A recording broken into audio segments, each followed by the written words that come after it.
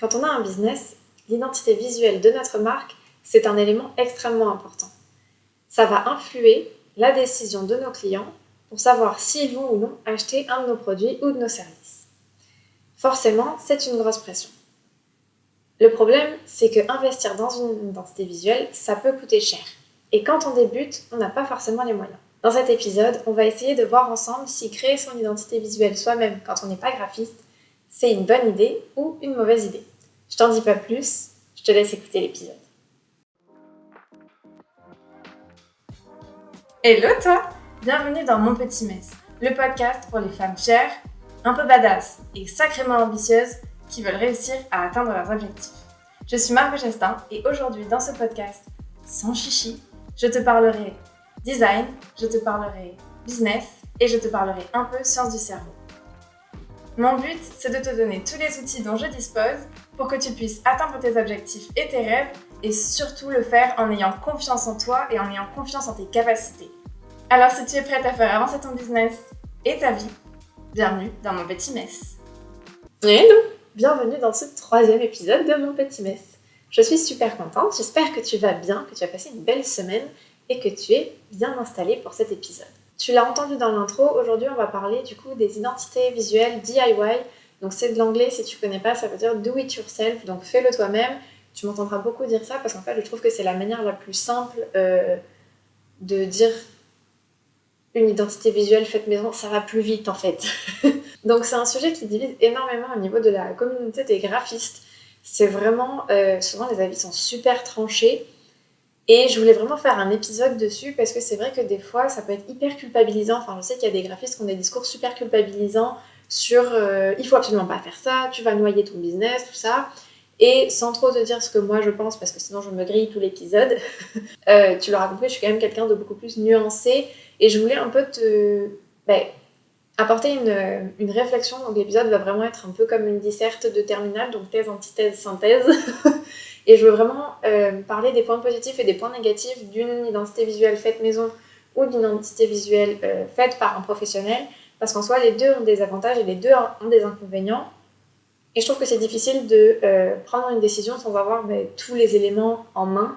Donc voilà, je voulais vraiment faire cet épisode pour que tu puisses, toi, avoir une petite idée sur ce que tu préfères. Et voilà, après, t'es pas forcément obligé d'être d'accord avec moi, comme d'habitude. Je t'invite toujours à me dire ce que tu penses, mais je voulais t'exposer un peu mon point de vue. Pour commencer, on va parler des avantages de créer ta marque toi-même et donc de la do-it-yourself. Premier avantage, ça te permet de commencer. On est d'accord que quand on lance une marque, il y a forcément des impératifs. Il y a des petits trucs à avoir comme un nom d'entreprise, un service ou un produit. En général, ça aide. Si tu es en France, il faut que tu le déclares pour être dans la légalité. Après, tu fais ce que tu veux, mais moi, je te conseille de faire ça dans la légalité. Ça marche mieux. Et il faut aussi que tu aies au moins un minimum d'identité visuelle. Que ce soit juste une ou deux polices, quelques couleurs, il y a forcément des choses qu'il faut que tu aies parce que tes clients, si tu leur envoies un savon par exemple, il y a forcément quelque chose qui va emballer ce savon. Et ce quelque chose, c'est ton packaging et que tu le veuilles ou non, ça fait partie de ton identité visuelle. Donc quand tu commences, il faut que tu aies un minimum d'éléments. Si tu le fais toi-même, on est d'accord que tu contrôles quand est-ce que tu vas l'avoir et ça permet de peut-être aller un peu plus vite. Donc, je comprends que tu puisses vouloir le faire tout seul. Un autre avantage de réaliser son logo soi-même et son identité visuelle soi-même, c'est que ça ne coûte pas un rond. On est d'accord que si tu vas voir un graphiste, il est possible que tu aies à dépenser une somme plutôt conséquente. Selon le graphiste que tu choisis et les services qu'il propose, un logo, ça peut aller facilement de 800, 900, 1000 euros à 20 000 euros selon l'entreprise vers laquelle tu te tournes. Donc on est d'accord que le faire soi-même, ça représente une économie monumentale. Et quand on commence, on n'a pas forcément les moyens d'investir autant dans une identité visuelle. Si jamais tu es un étudiant ou si tu travailles et que tu veux juste lancer ton entreprise comme un side hustle, donc c'est vraiment comme un petit truc à côté et que tu veux tester l'eau, on est d'accord que ne pas investir une aussi grosse somme d'argent, ça peut être un peu rassurant d'un certain côté parce qu'on se dit que si jamais son entreprise ne fonctionne pas, on n'a pas perdu trop d'argent. On est d'accord que je ne te le souhaite pas, vraiment pas, mais je comprends qu'on puisse avoir cette mentalité et ce mindset-là, et c'est des réflexions qu'on peut avoir. Donc, faire son logo soi-même, ça a un côté un peu rassurant et économique. Quand tu penses à ta marque, quand tu as visualisé ta marque, quand tu as créé ta marque, quand tu as créé ton entreprise, tu as forcément dans ta tête eu des images de logo, des images d'identité visuelle qui ont popé dans ta tête et qui t'ont rappelé ce que tu voulais créer en fait. Alors que ce soit des grandes marques genre Nike ou des plus petites marques à plus petite échelle, il y a forcément des marques dans lesquelles tu t'es reconnu et où tu t'es dit purée, c'est ça que je veux réussir à faire. Et au niveau du logo et de l'identité visuelle, forcément, tu as envie que ça ressemble à ce genre de choses et tu as probablement cet univers en tête. Si tu as des capacités graphiques et que tu connais un petit peu les logiciels, si tu fais ton logo toi-même, il y a de fortes chances qu'il corresponde exactement à ce que tu avais en tête. C'est souvent une inquiétude qu'on peut avoir quand on va travailler avec un graphiste. On a peur qu'il ne comprenne pas ce qu'on veut ou on a peur qu'il ne soit pas tout à fait capable de représenter ce qu'on voulait. On a peur de repartir déçu, on a peur de ne pas pouvoir lui dire les choses et de ne pas savoir s'exprimer. C'est vrai que quand tu travailles avec un graphiste, forcément tu donnes une partie de toi à ce graphiste. Souvent notre entreprise c'est notre bébé, donc on est obligé de confier le bébé à quelqu'un d'autre et ce quelqu'un d'autre va devoir en faire quelque chose et ça peut être un peu inquiétant. Donc quand tu fais ton logo toi-même, c'est clair que tu n'auras pas cette pression-là entre guillemets et c'est quelque chose qui va forcément correspondre à ce que tu avais en tête, dans la hauteur de tes capacités forcément, parce que si tu connais pas trop bien les logiciels, ça va être un peu compliqué, mais en théorie, le résultat c'est quelque chose qui te plaira. Donc il y a un côté, encore une fois, rassurant.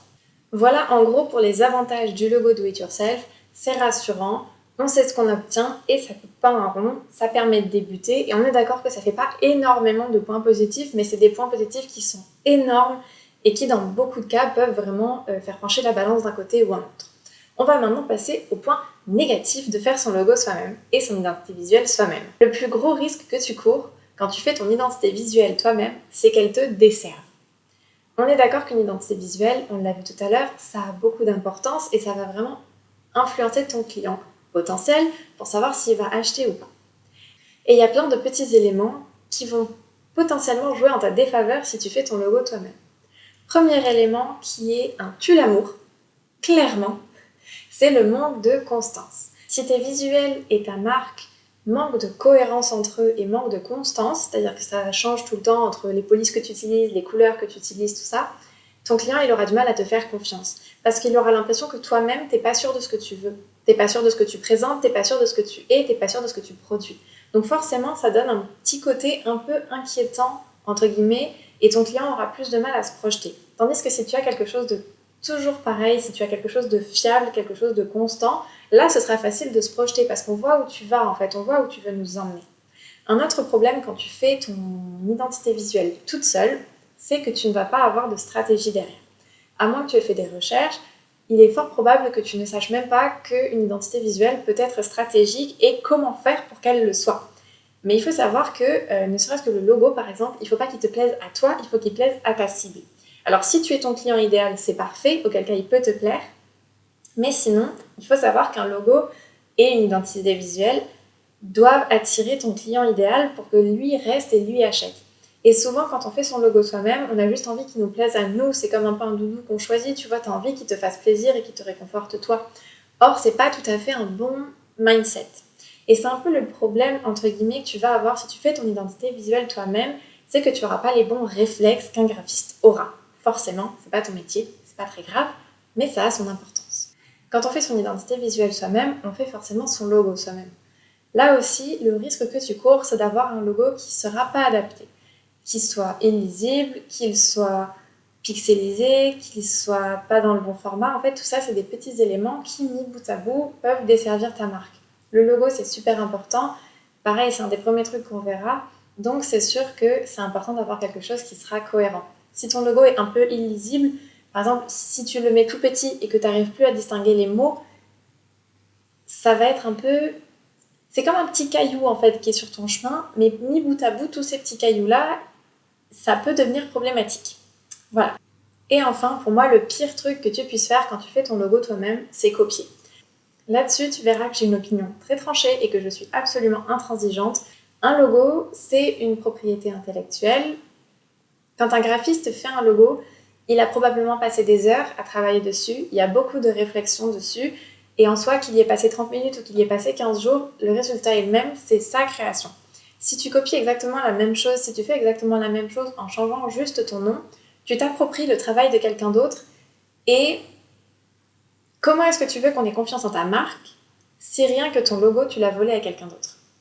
Rien que ça, c'est plus un caillou que tu mets sur ton chemin, c'est, je sais pas, un arbre qui est tombé, que tu as coupé, que tu t'es fait tomber dessus. Enfin, pour moi, c'est une catastrophe. Donc je rappelle, une seule source d'inspiration, copier, plusieurs sources d'inspiration, s'inspirer.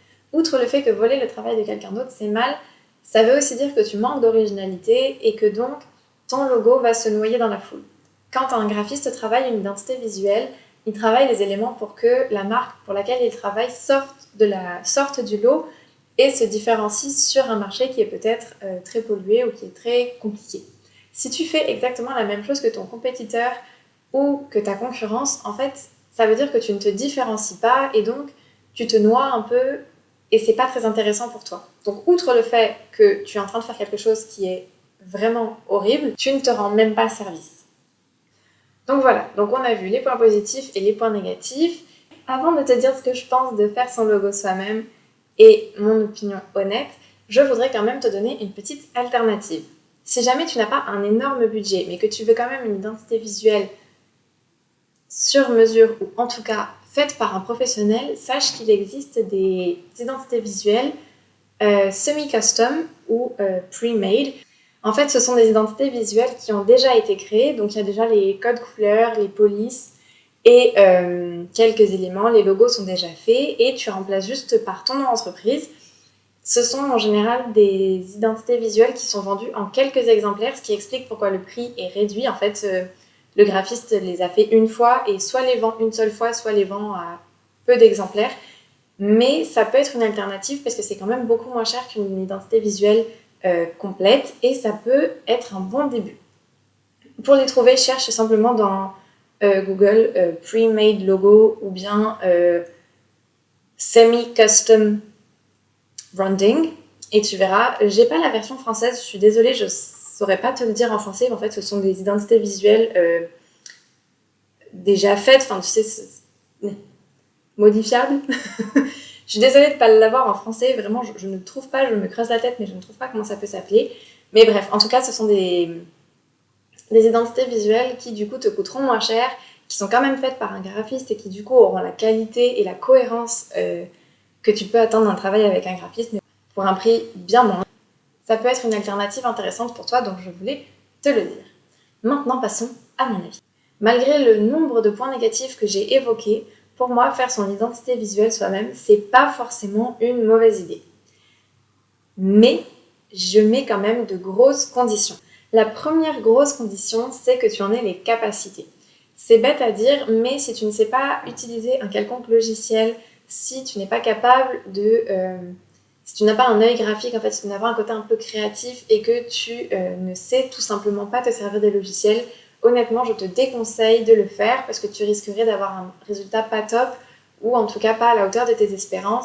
Et outre le fait que tu serais un peu déçu toi-même, ça risque de repousser un peu ton client. Deuxième point, il faut absolument que ce soit bien fait. En soi, c'est en lien avec le premier que je viens de te dire, mais il faut que tu t'appliques et que tu sois d'accord pour y mettre le temps que ça prendra forcément parce que c'est quelque chose de très important, l'identité visuelle, je le répéterai jamais assez, donc il faut que tu t'assures de faire quelque chose de super qualitatif pour que ça serve vraiment ta marque. En lien avec ça, il faut que tu sois donc super renseigné. C'est-à-dire qu'il faut vraiment que tu saches exactement quoi inclure dans ton identité visuelle, ce qui est important de faire, quels sont les formats pour les différents logos par exemple, quelles sont les déclinaisons à avoir, quelles sont les bases d'une identité visuelle, parce que grâce à tout ça, tu pourras être sûr d'avoir quelque chose qui te servira et pas un caillou sur ton chemin. On en revient au caillou. Donc voilà, il faut vraiment que tu te renseignes bien, ça peut prendre du temps, mais en soi, toutes les informations sont sur internet, alors souvent en anglais, mais tu peux aussi les trouver en français, et honnêtement, si tu fais un minimum de recherche, tu sauras quoi inclure dans ton identité visuelle, et donc tu auras quelque chose de plus complet. Il faudra aussi que tu arrives à rester constante et cohérente dans tes visuels et ton packaging et ton identité visuelle.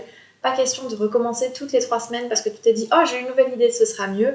Il faut vraiment que tu te poses, que tu fasses une identité visuelle et on n'y touche plus. Comme je te le disais, des visuels cohérents et constants les uns avec les autres, ça provoque un sentiment de confiance chez les clients. Donc, c'est important de toujours rester dans une même gamme. c'est sûr qu'il y aura forcément des éléments que tu auras envie de changer, mais en fait, il faut vraiment résister parce que sinon, tu vas perdre tes clients et ils comprendront plus. Enfin, dernier point, pour moi, faire ton identité visuelle toi-même, c'est une bonne idée si c'est temporaire. Comme je te le disais, on n'a pas forcément les moyens de commencer avec une identité visuelle faite par un professionnel et c'est pas grave, du moment que tu sais que le travail que tu as fourni, c'est un travail pour débuter, pour lancer ta marque, mais que dès que tu as les fonds, tu vas voir une graphiste. C'est vraiment quelque chose de super important et je pense que c'est quelque chose où il faut que tu arrives à budgétiser chaque mois dans les recettes, dans tes bénéfices, une partie qui ira vers une identité visuelle et une stratégie de marque parce qu'à terme, en fait, ça, ce sont des éléments qui t'aideront vraiment à faire grandir ton entreprise. Donc, si tu débutes et que tu n'as pas les moyens, pas de souci, lance-toi comme tu peux et fais de ton mieux, mais il faut vraiment que tu traites ça comme étant quelque chose de temporaire et que tu travailles vers une amélioration. Pour conclure, tu l'auras compris, moi je suis persuadée que tu peux tout faire toi-même et que tu peux tout apprendre tout seul. Il n'y a aucun souci, de nos jours sur Internet, on trouve vraiment des informations sur tout, donc tu vas pouvoir apprendre comment te servir des logiciels, comment faire une identité visuelle complète. Sauf que tu le sais, le temps c'est de l'argent et mine de rien, c'est un choix qu'il faudra que tu fasses et il faudra que tu te demandes si tu préfères investir ce temps dans apprendre à faire une identité visuelle alors que quelqu'un d'autre pourrait te le faire ou bien dans créer tes propres produits et tes propres services. Très honnêtement, je pense que si tu en as les moyens, aller voir un graphiste, ce sera toujours la meilleure solution pour toi parce que tu auras quelque chose de qualitatif.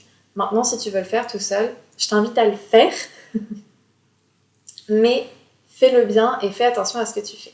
Si jamais tu as fait ton identité visuelle toi-même et que tu n'es pas trop sûr de la qualité de ton travail ou de s'il manque des éléments, sache que je propose des audits de marque. C'est un service que j'ai créé où j'analyse les éléments que tu as créés toi-même et je te donne mon avis sur ce que tu aurais pu mieux faire, sur ce que tu peux changer et sur ce qui te sert vraiment. En fait, je passe sur un peu tous tes visuels, sur ton compte Instagram, ton site si tu en as un, tes packaging et je te dis ce que j'en pense pour que toi tu puisses derrière améliorer ou au contraire être fier de toi parce que tu as super bien réussi. Donc si jamais tu as créé ta marque toute seule, tu n'as pas encore tout à fait le budget pour une identité visuelle complète, mais tu veux quand même pas rester longtemps entre les deux, ça peut peut-être t'aider. Comme d'habitude, j'espère que cet épisode t'aura plu, que tu auras appris des nouvelles choses. Je t'invite à laisser une note à l'épisode et au podcast et un petit commentaire si ça te dit. J'adore te relire et j'aime vraiment discuter avec toi, donc ça me fera toujours plaisir. Si jamais tu veux qu'on discute, je t'invite aussi à me suivre sur Instagram @margotgestin, c'est là que je suis le plus souvent et c'est là que tu me retrouveras en attendant le prochain épisode. Je te souhaite une très belle semaine et je te dis au prochain épisode. Bye!